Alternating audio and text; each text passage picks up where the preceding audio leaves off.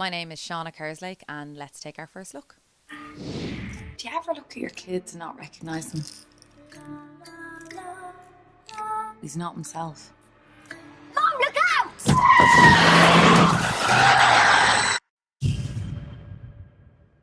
It's not your boy. I read this news article about a guy in Florida who was sitting in a chair and a small sinkhole opened up beneath his feet, like in his armchair, and took him, and he was gone and never found. And I thought that was a pretty terrifying concept. So I started researching sinkholes a little, and I had this title in mind, The Hole in the Ground, like what would the ultimate sinkhole be?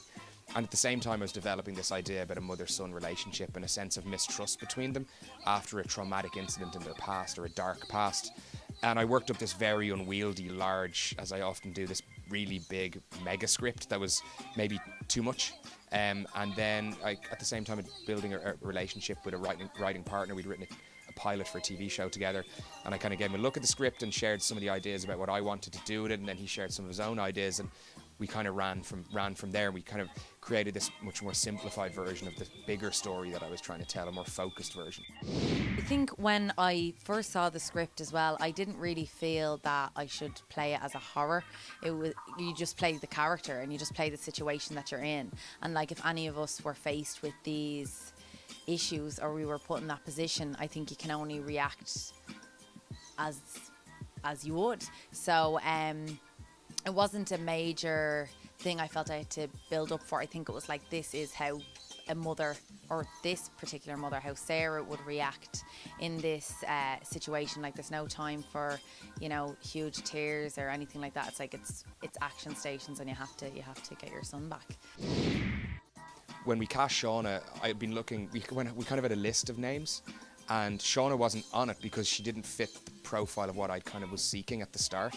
It was my producer suggested I watched her in another movie completely, and I watched the movie and I rang up my producer and I said, throw that list in the bin, get me a meeting with Shauna, number one priority. And we met, we talked for a couple of hours, and I think I offered her the role that night. That was it. We went to nobody else. It was just, she was different, she was unique, she had an ability to internalise her emotions, yet project them to an audience. And I thought she was different as the traditional kind of horror mother. She was something else that she offered, and just like kind of a great, not naivety, but kind of just a naivety and strength. That's what I kind of like about what she can do on screen, and it suited the character.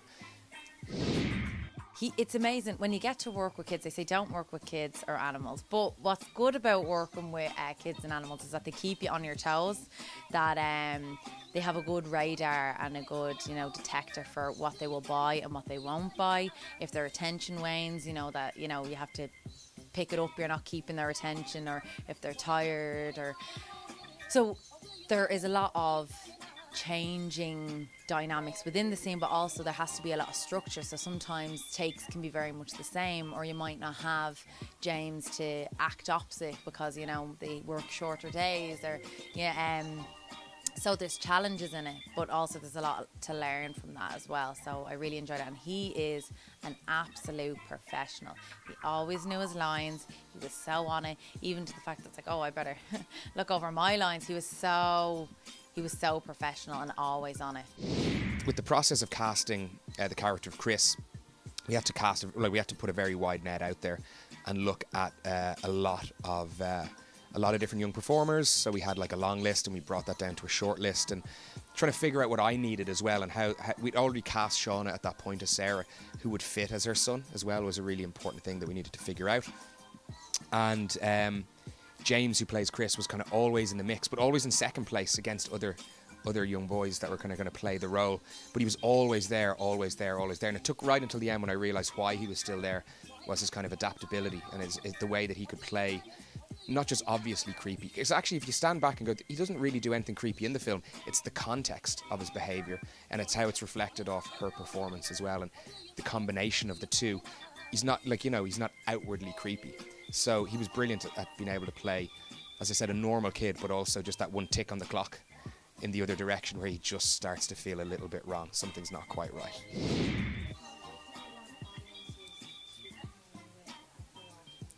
Fear of their loved ones. You know? I think... But I think at its very core, whether you're a parent or not, I think everybody has experienced a moment in their life where they look at somebody that they love, trust, know, you know, intimately, but then maybe just have that little moment where they question, do they really know that person? The Hole in the Ground will be out on March 1st in, I think, most theatres around the world, and at the moment it's already released on DirecTV.